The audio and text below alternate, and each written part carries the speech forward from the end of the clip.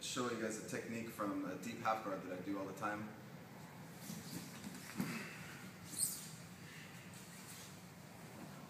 Alright, one thing I want to do is make sure my head gets tight to his leg, and my hand, when I go underneath, I want it to grab the belt.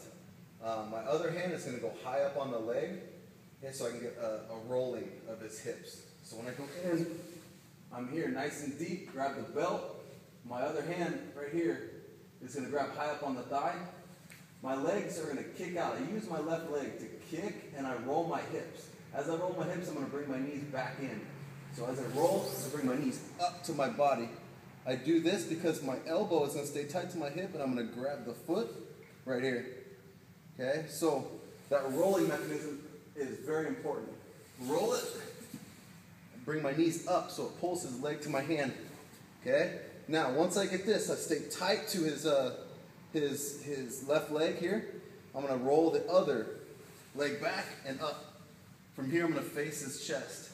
Okay, keeping my hip tight, my elbow tight to my hip, and my arm out of his way. Okay, from here I'm going to go up one more, put my foot right in the back of the knee. Again, hiding my arm. My left arm is hidden because I don't want him to get an underhook. Okay, from here, this is my hub, and we can work on a bunch of stuff from this. First one we're going to do, I'm just going to elevate my left foot up until he falls over, right here. Notice when I finish this, I'm sitting on my hip. Okay, I'm going to use the belt grip to go into a stack pass. I'm going to shrug his shoulder, or his leg on my shoulder, right here. Elbow comes in tight. I'm going to let go of the foot at this point, straighten my left leg. My hand goes under to his hips, and I'm going to sit forward, shooting my hips forward, elbows tight to the stack pass, and create a wall with my hips to finish.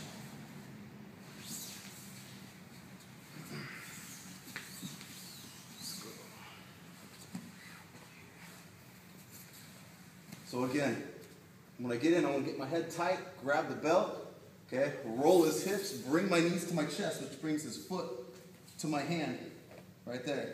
Now I'm going to roll my hips back, face his body, okay, push my shin up with my hips to get my foot right in the back of his knee, keeping my elbow tight to my hip still. Okay, this is very important. I want to keep his leg to my shoulder, elevate, so he falls, okay, shrug his leg onto my shoulder, keeping my elbows tight. From here, I'm going to let the foot go, straighten my leg, kind of stretches him out, hand goes underneath to my stack pass. Elbows tight, forward, create that wall, stabilize side control.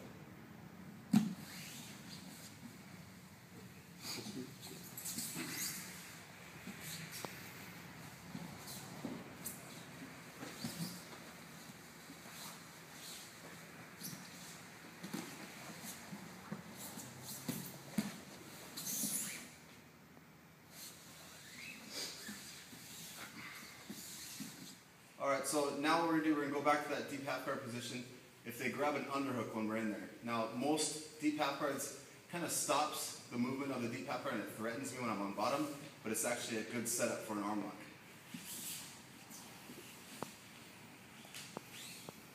So when I get in, I roll my hips over, bring my knees to my chest, grab his foot, I come into this position.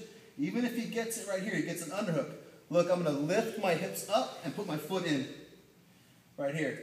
A lot of people feel safe when they grab my arm, but what this does is it's going to allow me to transition to an arm lock. I'm going to extend my left leg, bring my other leg through, right into the bottom of his armpit. Okay, I shoot my hips up. My hand goes from the foot to the back of the triceps. Kick over the head, and I rotate my knees to finish. Rotate my knees, and then bridge. So it comes out of, it comes out real fast, and a lot of people get caught by it. So again, roll it, go back. He starts getting an underhook to try to save his base, to threaten me. What I'm going to capitalize on, extend my left foot, bring my other foot through, catch, my hips come forward, leg comes behind, over his head. I'm going to rotate my knees, very important, and then bridge.